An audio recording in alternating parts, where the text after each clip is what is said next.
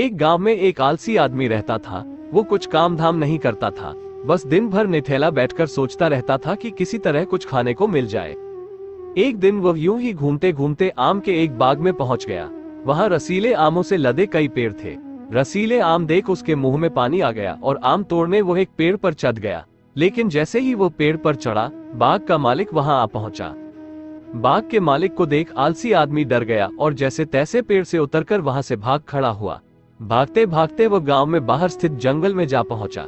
वो बुरी तरह से थक गया था, इसलिए एक पेड़ के नीचे बैठकर सुस्ताने लगा। तभी उसकी नजर एक लोमड़ी पर पड़ी। उस लोमड़ी की एक टांग टूटी हुई थी और वह लंगड़ाकर चल रही थी। लोमड़ी को देख आलसी आदमी सोचने लगा कि ऐसी हालत में भी इस जंगली जानवरों से भरे जंगल में ये लोमड़ी बच कैसे गई, इसका अब तक शिकार कैसे नहीं हुआ। जिज्ञासा में वो एक पेड़ पर चढ़ गया और वहां बैठकर देखने लगा कि अब इस लोमड़ी के साथ आगे क्या होगा। कुछ ही पल बीते थे कि पूरा जंगल शेर की भयंकर दहाड़ से गूंज उठा, जिसे सुनकर सारे जानवर डरकर भागने लगे।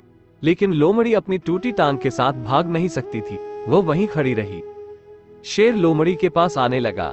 आलसी आदमी ने सोचा कि अब शेर लोमड़ी को मारकर खा जाएगा, लेकिन आगे जो हुआ वो कुछ अजीब था। शेर लोमड़ी के पास पहुंचकर खड़ा हो गया। उसके मुंह में मांस का एक टुकड़ा था, जिसे उसने लोमड़ी के सामने गिरा दिया। लोमड़ी इत्मीनान से मांस के उस टुकड़े को खाने लगी। थोड़ी देर बाद शेर वहां से चला गया। ये घटना देख आलसी आदमी सोचने लगा कि भगवान सच में सर्वस्व है। उसने धरती के समस्त प्राणियों के लिए, चाहे वो जानवर हो या इंसान, खाने पीने का प्रबंध कर रखा है। वह अपने घर लौट आया। घर आकर वो 2-3 दिन तक बिस्तर पर लेटकर प्रतीक्षा करने लगा कि जैसे भगवान ने शेर के द्वारा लोमड़ी के लिए भोजन भिजवाया था, वैसे ही उसके लिए भी कोई न कोई खाने पीने का सामान ले आएगा। लेकिन ऐसा कुछ नहीं हुआ। भूख से उसकी हालत खराब होने लगी। आखिरकार उसे घर से बाहर निकलना ही पड़ा। घर के बाहर उसे एक पेड़ के नीचे बैठे हुए बाबा दिखाई पड़े।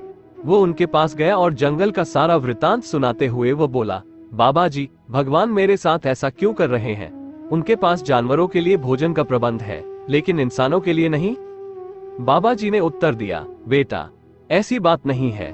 भगवान के पास सारे प्रबंध है, दूसरों की तरह तुम्हारे लिए भी। लेकिन बात यह है कि वे तुम्हें लोमड़ी नहीं शेर बनाना चाहते हैं। हम सबके भीतर क्षमताओं का असीम भंडार है, बस अपनी अज्ञानतावश हम उन्हें पहचान नहीं पाते और स्वयं को कमतर समझकर दूसरों की सहायता की प्रतीक्षा करते रहते हैं। स्वयं की क्षमता पहचानिए, दूसरों की सहायता की प्रतीक्षा मत करिए। इतने सक्षम बनिए कि आप दूसरों की सहायता कर सकें।